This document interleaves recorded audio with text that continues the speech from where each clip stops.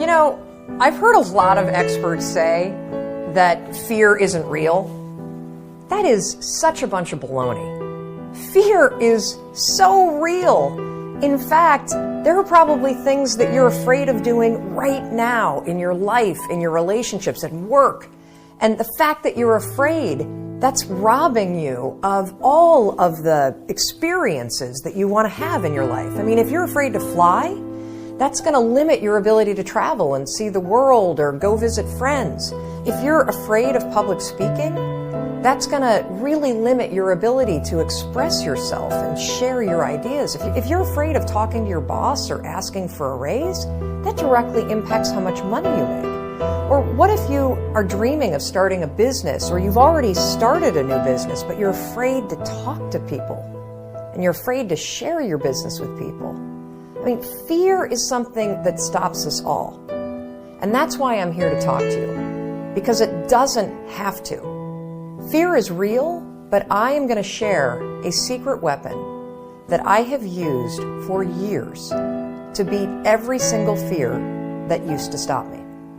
Now, first, before we get into this secret weapon, I just want to cover a few facts about fear. What it is, what it isn't, and some things that you may not know about fear. So first thing, fear is a physical state in your body that is exactly the same as excitement. Let me say that again. Fear and excitement are the exact same physical state. Your heart races. You might sweat a little bit. You might feel tightening in your chest. You might feel a pit in your stomach. You have a surge of cortisol. It's basically the way that your body goes into a hyper-aware state because it's readying for action.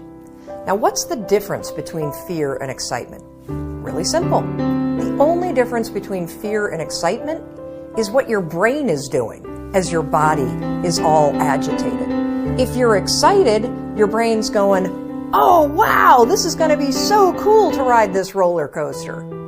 If you're afraid, your brain's going, no way, there's no way I'm doing that. This is dangerous. Get out of there. Don't do that. It's saying something different.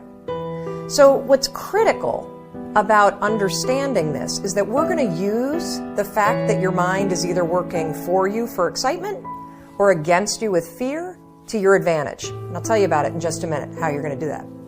Second thing I want you to understand is that you may have heard the advice, feel the fear and do it anyway.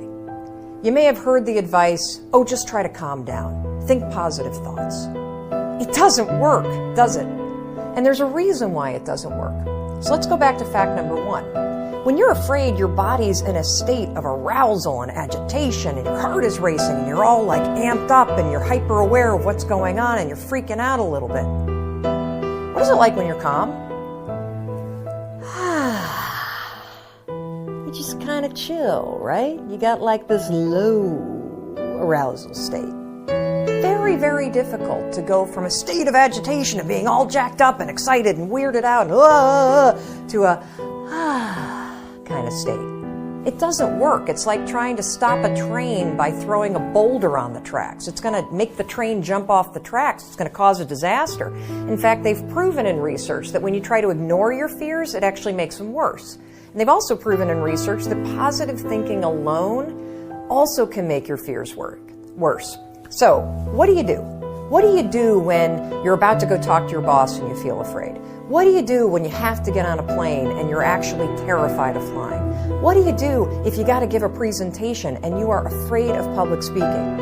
Here's what you're going to do. You're going to use a strategy, the same one that I use, that has helped me beat every single fear and turned me into somebody that is terrific when it comes to a high-stress situation. This is how you do it. You're going to use my 5-second rule in combination with what I call an anchor thought, and that is going to reframe what your mind is doing so that your mind goes from feeling agitation and making you afraid to reframing it from agitation to excitement. It works like magic. Now, I have used this technique for years, literally for years. And one of the ways that I want to introduce you to it is I want to take you backstage. I want to take you backstage to a speech that I delivered this year. And what you're going to see is you're going to see me behind, the major set. I'm about to walk out. You can kind of hear the crowd roaring. My introductory video is playing. My body is in a state of arousal. I am literally, my heart is racing, my arms are sweating. Like you're going to see this. I'm going to tell you about it. And you're going to watch me use this same technique I'm going to teach you to reframe my nerves into excitement. Check this out.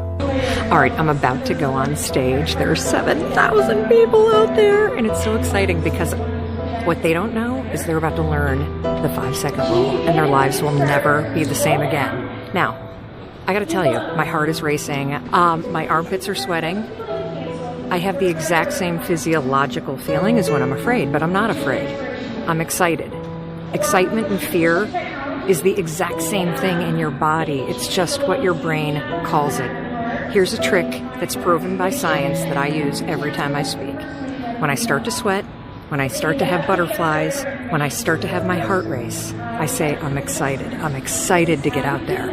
I'm excited to talk to these people. I'm excited to share the 5-second rule. And what that does is it sends a message to my brain that tells my brain why my body's all agitated and excited. And that way, I don't feel afraid. Remember, excitement and fear, exact same thing in your body. The only difference is what your brain calls it. Go get them. Now, I want to give you one more example, just to make sure that you really get how you can use this. So a lot of you have written to me about your fear of flying, and I can really relate to that fear because I used to have the exact same fear. But I use this same strategy to conquer it. Here's how you're going to do it. So first things first, if you've got to do something that really makes you nervous or that you're afraid to do, before you're about to do it, come up with an anchor thought. What's an anchor thought? Well, an anchor thought is something that's going to anchor you so that you don't escalate any situation into a full-blown panic attack or into a situation where you screw things up. It's a way for you to anchor yourself so you maintain control over what you're thinking and how you behave.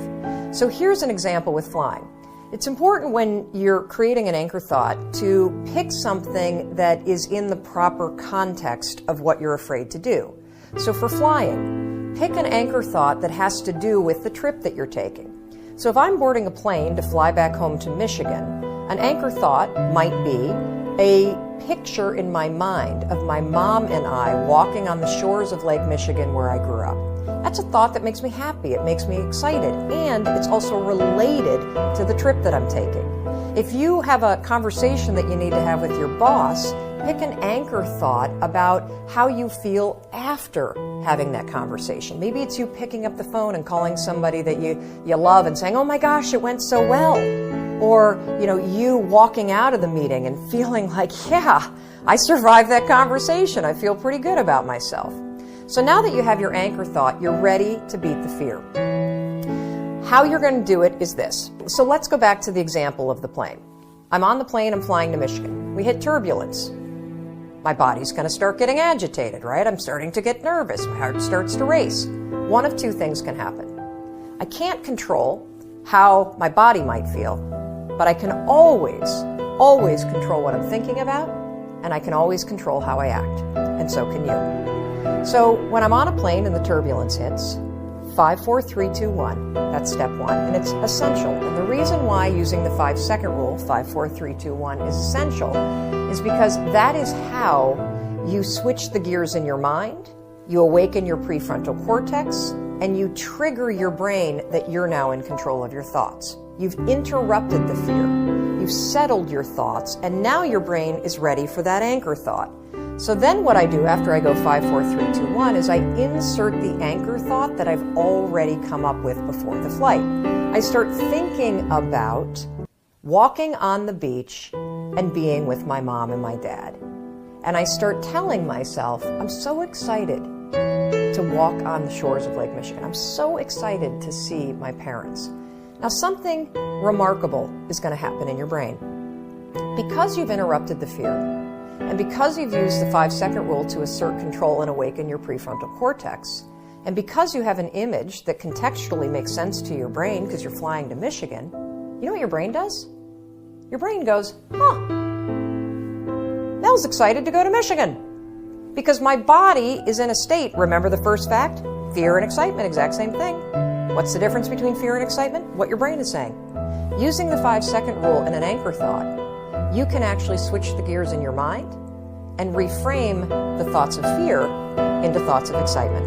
And because you have a vision that makes sense based on what you're doing, your brain buys it. You just tricked your brain. Now, Dana used this technique. She says she's never been so calm when she's been flying. And Sarah used it too. Now, Sarah wrote to us, she was petrified of flying, but utilizing the 5-second rule and 5, 4, 3, 2, 1 with an anchor thought, check out this photo of her on a helicopter tour in Hawaii. Not only was the tour amazing, but here's what's really amazing. If fear stops you, this will change your life. And for those of you that are afraid of public speaking, check out this photo of Carol. She also had a fear of public speaking. And by using this technique that I've just explained to you, 5-second rule, anchor thought, reframe your thoughts from fear to excitement, something incredible happened. She was able to beat her fear and give a speech to her nursing colleagues. And that was something that was a life goal and also something she checked off her bucket list. Fear is real. You can't control the feelings that are going to rise up in your body when you're on a plane or when you're talking to your boss or when you see somebody that's attractive and you really want to go over and talk to that person. But you can always control what you think, and you can always make a decision about the action.